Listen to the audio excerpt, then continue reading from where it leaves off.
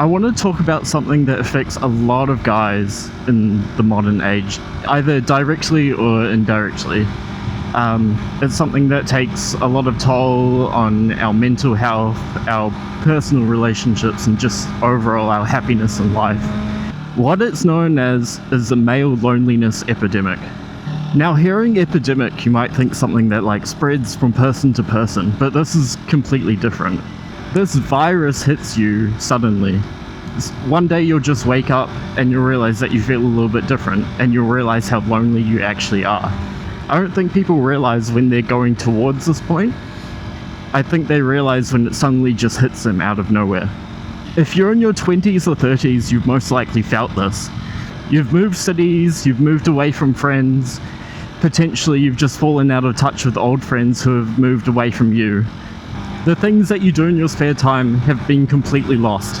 Whether that's being part of a sport team, just catching up with friends throughout university, and just trying new hobbies in general. And let's talk about social conditioning for a moment. A lot of guys our age, in their 20s and 30s, when they were growing up, they were given the advice, if they got hurt, to man up. They'd get told that men don't talk about their feelings, men just suck it up and roll on with it. And for the most part, I think most males have heard this advice at least once in their lives. Whether it's from a friend, a family member, or just a role model such as a teacher or lecturer. And they are completely wrong. So now we live in a state where even opening up to our friends and saying, hey, I haven't been feeling very good lately, I want to talk about it, is just not normalized at all. And you almost feel shame or embarrassment for bringing this sort of conversation up with your friends. And then your friends themselves. If you haven't kept in touch with any of your childhood friends, it's actually really difficult to make new friends now unless you're really putting yourself out there and being vulnerable, which a lot of people don't like to do. For example, it seems like throughout school, we would just show up and we'd be able to make friends the majority of the time.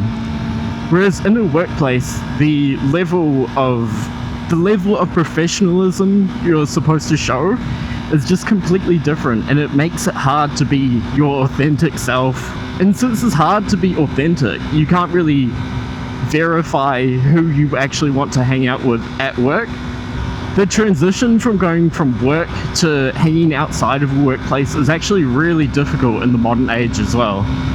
A lot of people, they don't want to break that colleague-friend barrier, or they're just afraid to go through it as well.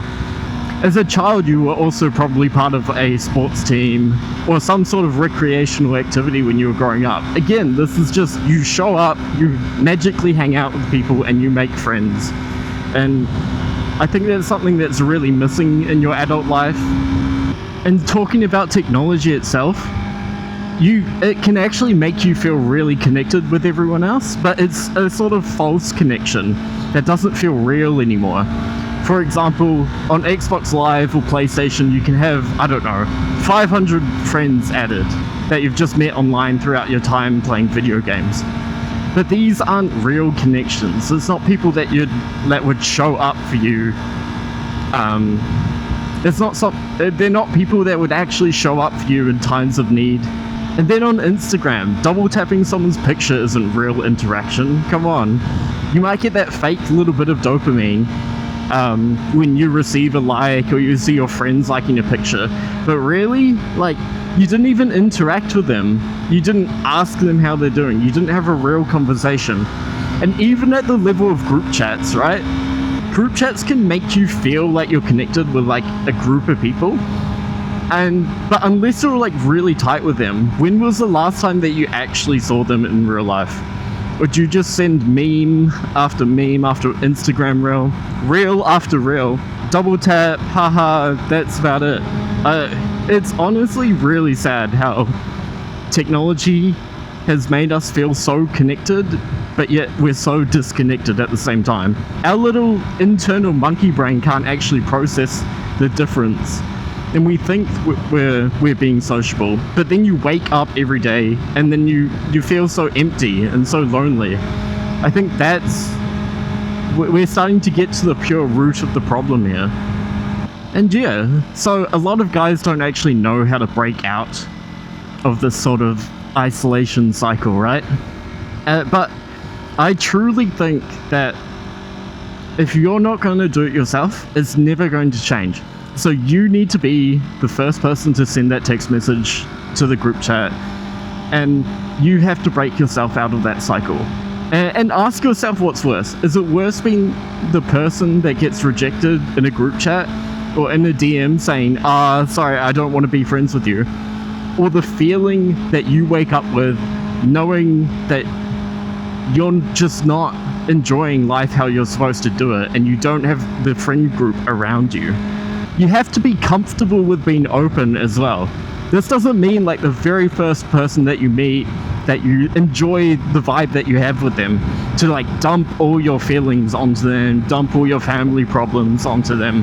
That's not what I'm saying. What I am saying is that if you open up to them and go like, hey man, I'm thinking of, I don't know, quitting my job, starting a new thing, and I'd really like your advice on it. Or do you want to go to this event with me? Say you've found some sort of like, I don't know, even something stupid like a farmer's market or arcade or something. If you're that person asking them to do all these cool things or asking for their advice, one, it's going to make them feel really good because it means that you trust them and everything. And two, then you actually get to open up and you get to share these feelings and not suffer in them alone, which a lot of people do. And it really, really sucks, man. So thinking about it as well, you might actually benefit from routines that make you busy. For example, if you're able to find one person that even if they go to the gym with you once a week, you have that male to male connection, or I mean like, it's regardless of all genders, right? I'm mostly talking about male loneliness. Or you have a friend group who gets together and plays board games maybe once a month. I reckon that's so special, and a lot of people go their entire lives without having these amazing human connections around them, and that's what leads to this new era of loneliness in the 21st century. Because we don't have a lot of problems that used to exist, but now we've got new problems, so you need to think about it somehow. And I feel like if you build these relationships with a structure or turn it into some sort of habit, right, then it's so much more likely to stick. If you have a friend and it's on a monthly cycle or a fortnightly games hangout, then it's always in their schedule. They're always going to be there. Well, not always, right? Like they'll go on holiday and everything. But if you have a group of people and you've got that commitment, then if anyone else tries to book anything in their calendar, then it's no, sorry, I've got games night with this group, or I've got gym with this person on this day, and you sort of get priority over everyone else, right? Not saying that like, oh yeah, you're the best friend rather than the second best friend. That's not what it's about. It's just, the thing is, right, you want to have these events in your life, so you might as well do what you can to make them as consistent and most likely to happen as possible. So you have to understand the majority of people go through this loneliness cycle, but you can't let it actually define you as a person.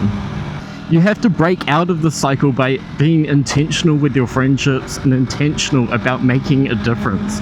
If you've watched to this point, then it probably means that you feel like this. So my message to you is to, this week, send that text, invite someone to hang out, and I feel like once you make it over that initial wall, then all the hard work's done. Like, that's the bare minimum that you can do.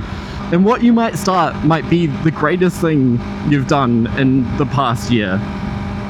And what you might create by doing this could be absolutely incredible. So, what have you got to lose? Come on. Thanks for listening to me. Love you. See ya.